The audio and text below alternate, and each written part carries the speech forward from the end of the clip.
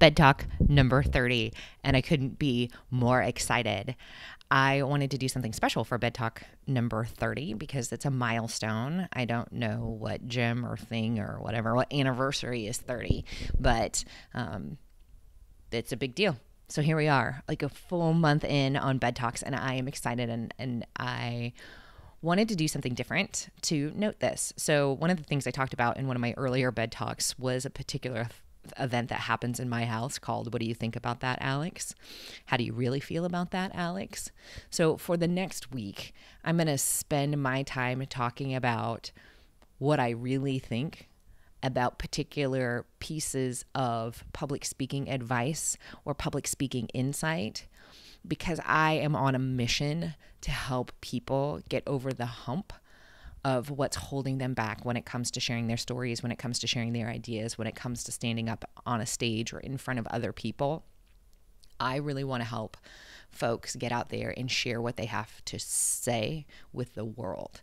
And so in order to do that, I got to tell you what I really think about some of the things that are said about public speaking and the tips, the helpful tips that are out there in the world. So that's what I'm going to do today. And today I'm taking on this isn't necessarily a tip, but it's a perception that comes with the tip that says your content is king, and that if you don't get your content right, that it's unrecoverable.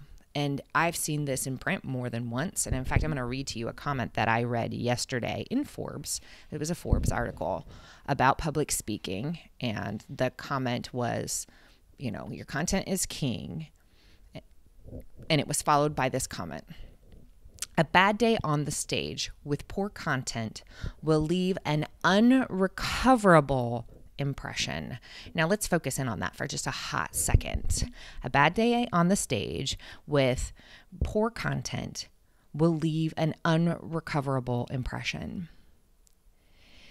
The word that stops people from sharing their message right there is unrecoverable. Now, I am not advocating for poor content. I am not advocating that you go in unprepared.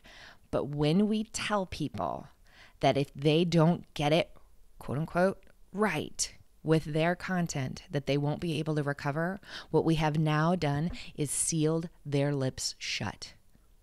Because if you tell me I can't recover, if you tell me I cannot get better, then why would I even try?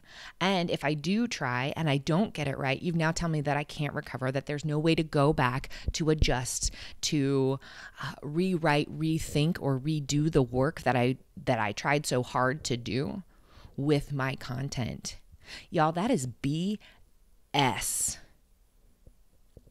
No one had their content right. First of all, right doesn't exist. Right is a direction.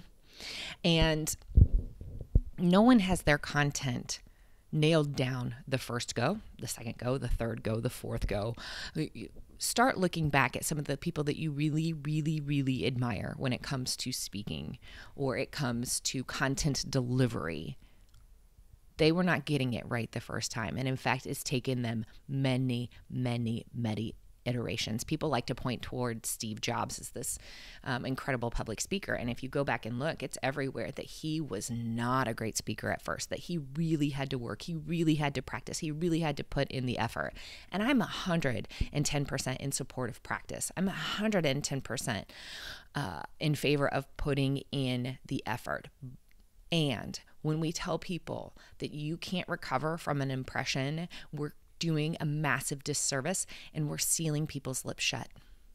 And that is not what I want. I think about all the speakers that I have worked with, especially my anxious folks, my folks who identify as an introvert, where sharing thoughts out loud is already a struggle and not something that they're comfortable doing. And now we're telling them that they cannot recover. That is BS. Ridiculous.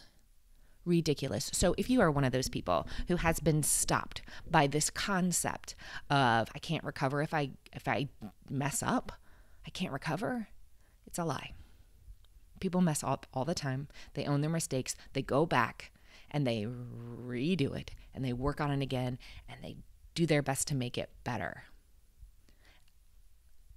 It is possible for you to share your ideas, to share your stories, to share your messages and mess up and mess up royally and still recover.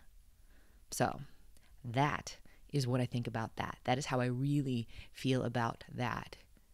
Don't get tied up in the idea that your content or what you're saying has to be perfect before you ever utter the words out of your mouth. It's just not true.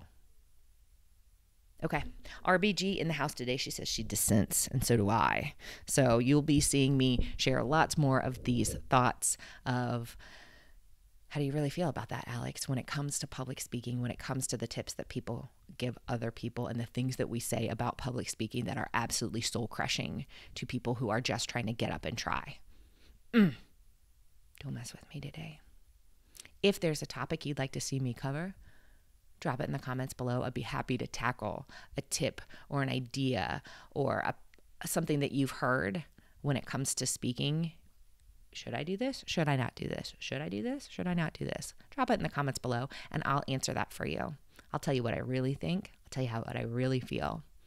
Bed Talk number 30 this next week. We are going for a ride, and I hope that you continue to join along. I'm going to leave my YouTube link to this playlist in the comments below, and I can't wait for you to join me. I'll see you later. Bye.